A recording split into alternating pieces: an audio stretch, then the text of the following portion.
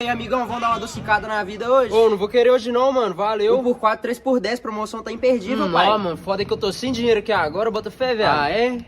Você vai pegar seu ônibus como então, meu filho? Então, o dinheiro tá contado da passagem. Se não fosse isso, eu até comprava um doce na sua mão. Mano, mas e velho. essa nota de 10 aí que tá no bolsinho, na parte de trás da sua mochila, mano? Essa nota de 10 aí faz parte da passagem também? Como é que você sabia que eu tinha 10 reais aqui, sendo que nem eu sabia que tinha 10 reais aqui, mano? 1x4, 3x10, mano. Já que você tem 10 sobrando aí, bora levar 3? Eu não vou comprar porra nenhuma na sua mão, não, rapaz. Me deixa quieto, senhor. Pelo amor de Deus, eu falei que eu tô sem dinheiro. Eu tô duro, meu filho. Ô, mas não precisa de você gritar também não, mano. Já entendi, já. Eu tô indo embora, já é. Já é? Eu vou ver se alguém compra o docinho pra me ajudar a levar o leite pros meninos que tá passando fome lá em casa.